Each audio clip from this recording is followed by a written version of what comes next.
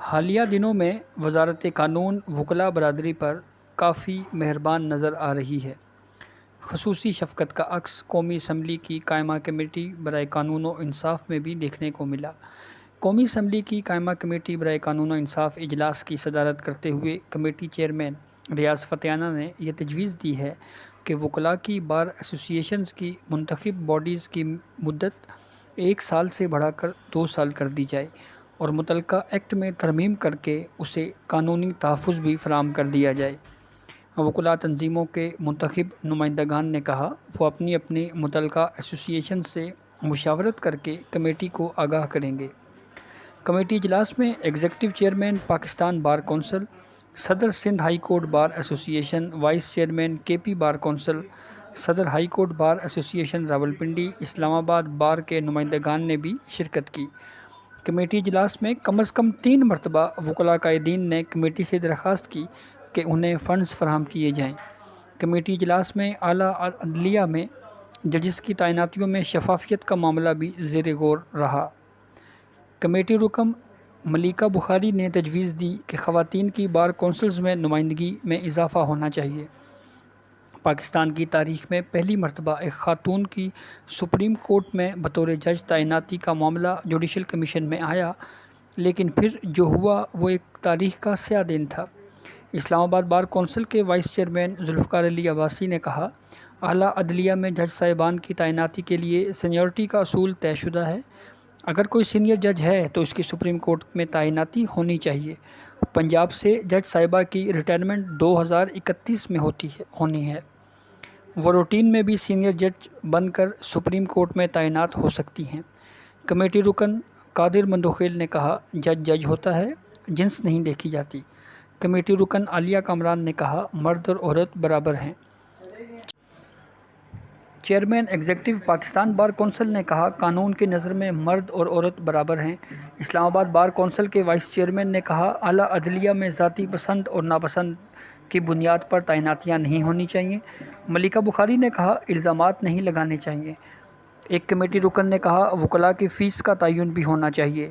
Chairman executive committee نے کہا جب اعلیٰ عدلیہ میں ججز کی تعیناتیوں کے لیے سیاسی مشاورت یا کسی کو خوش کرنے کے لیے لایا جاتا ہے تو پھر مسائل پیدا ہوتے ہیں۔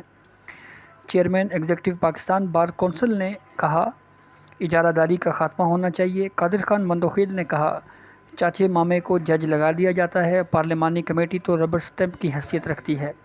اعلیٰ عدلیہ میں جج کی تعیناتی سے قبل ماہر نفسیات سے رائے لینی چاہیے۔ کمیٹی رکن محسن نواز رانجھا نے کہا اگر پاکستان کی عدلیہ ٹھیک ہو جائے تو پھر پورا ملک ٹھیک ہو سکتا ہے۔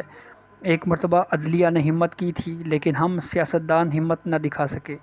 یہاں تنخواہ نہ لینے پر وزیر اعظم کو نااہل قرار دے دیا جاتا ہے۔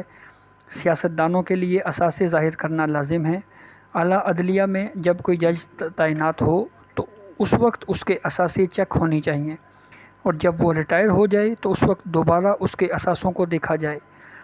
صدر سندھ ہائی کورٹ بار ایسوسی ایشن صلاح الدین خان نے کہا 19ویں ترمیم میں افتخار چودھری صاحب کا اپنا ایجنڈا تھا۔ 19ویں ترمیم کے ذریعے عدم توازن پیدا کیا گیا۔ اس وقت جوڈیشل کمیشن میں اعلیٰ عدلیہ کے جج صاحبان کی تعیناتی میں شفافیت سے متعلق بات چیت ہو رہی ہے۔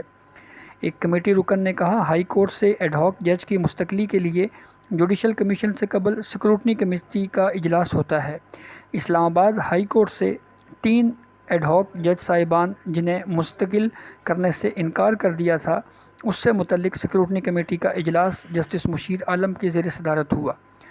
سکروٹنی کمیٹی نے ہائی کورٹ سے عدالتی فیصلوں پر مبنی فائلوں کے بنڈل کو کھول کر نہیں دیکھا اور چائے پی گئی اور اجلاس ختم کر کے ججوں کو فارغ کر دیا گیا۔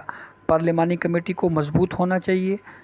کمیٹی نے بار ایسوسی ایشنز کی مدت میں 2 سال تک توسیع یا اضافہ کرنے اور اعلیٰ عدلیہ میں جج صاحبان کی تعیناتی کے لیے شفافیت کے طریقہ کار اپنانے کے لیے وکلاء نمائندگان سے تجاویز طلب کر لی۔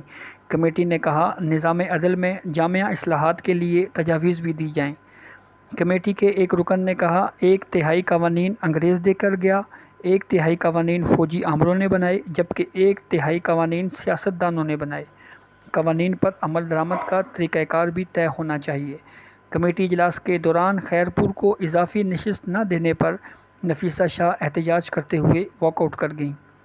کمیٹی اجلاس کی لیگل پٹیشنر ایکٹ میں ترمیم سے متعلق بل واپس لے لیا گیا۔